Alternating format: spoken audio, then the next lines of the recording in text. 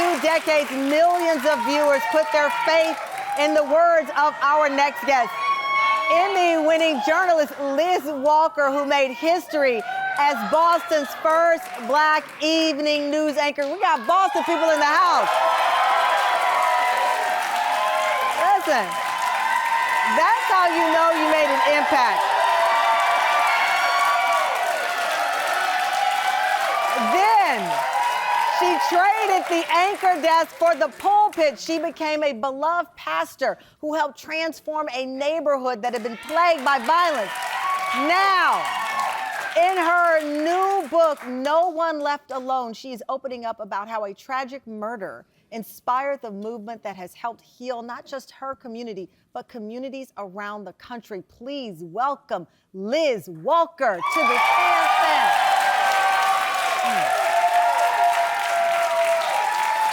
Wow. Thank you for being here. Thank you. You know, it's so interesting. For 25 years, you were the trusted evening news voice in Boston. You leave that perch, if you will, and you become trusted in a very different way as a pastor. And you wrote in your book, talking about the world's problems no longer seemed as important as trying to solve them. Take me to that. I covered a story in South Sudan with some wonderful people from Boston, and I had never seen a war zone. I had never seen people in that kind of condition, marginalized and diminished and physically traumatized and mentally traumatized. And the people I went on this trip with told me I was being called because it was different. I was going there to take pictures, but you're there to see something so intense and so painful that the ministers who I went to cover said, no, God is calling you. And I was amazed that they had the boldness to tell me what God was doing for me, you know? Right.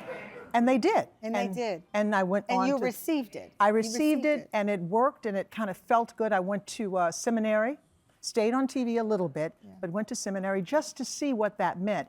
But on the inside, you feel like you're supposed to do something different. You received it, and you moved into this new world of ministry. And then one of your first invitations was to pray at a community memorial, a service for Corey Johnson, who was murdered in 2010. He was beloved by the community, by the church, a father. You're in this moment at this memorial, and you didn't know this was going to change your life forever. I didn't know. I knew his family was an incredible family. They took up half the sanctuary on Sundays. So when they showed up, I had a full house. But they were also just an incredible family, and I didn't realize the pain that they were going through until I went to this memorial service and prayed. And this memorial service was supposed to be a celebration of Corey's life, and it was. But inside of that celebration, there was a lot of pain. Corey's murderer had never been found. And they had never really dealt with some of the deeper issues of the pain. In the book, you described the neighborhood was grieving in solitude and in silence. And that it was ripping everyone apart. And you write in the book that sometimes prayer is not enough, that we have to take that prayer and then turn it into action. We have Deborah, Corey's mom, with us as well. Deborah, please join the conversation.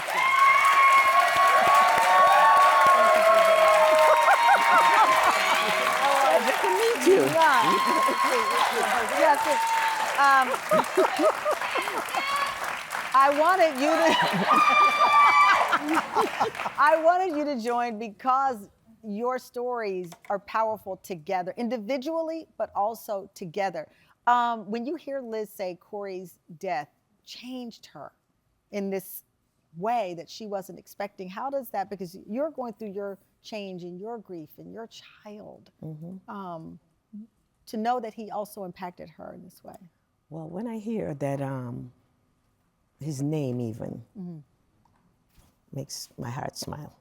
Wow. So when anybody is willing to do something, that, they're really feeling, I mean, I'm all for it. Yeah. I mean, it's like bittersweet. It's bittersweet. Yeah. And you took that bittersweet and you grew it into what you call Can We Talk program. Right. Right, right. Can I just say that I went to Deborah and said, can we do a program in Corey's name? And she hesitated because so many other young black men had been killed. And she said, well, why should my son, when there's so many, and that was part of our kind of connection, that we realized there were so many deaths in our community that we wanted to do something about. Can We Talk program brings an opportunity to do something that it seems so simple, can we talk? Yes, it is. But it is so hard. And it destroys us when we don't feel free to do it. And Can We Talk was created with Deborah and her family's help to just allow people to come and share their pain. Because where do you go and share your pain? You go to the funeral, you might go to the aftermath of that, but the world wants you to get over it and move on. And what we did with Deborah, through her courage, was allowed people the space and time to just talk whenever they needed it, once a week at our church. And with the book, a story of how community helps us heal. That again, it seems so simple, community, but it is, and it has become so hard. People are so separate. People go in their homes, they stay in. Even sometimes when you look at the staggering number with churches, the decline in the number of people who attend church because we lose that community. But this is a part of No One Left Alone, the story here. What we usually go into church, we're afraid that we're going to be preached at, or we're going to be judged, or we're going to be condemned, or we're going to be told we can fix it. And what we say at Can We Talk is we can't fix it, but we can surround you in community and love. Wow. Liz, I mean, the accolades have rolled in. I love, it says, an extraordinary blueprint premise on a simple truth. The wounded heal best together. Yes. Congratulations on this beautiful chapter. Thank you. Thank you for bringing half of Boston. Yes.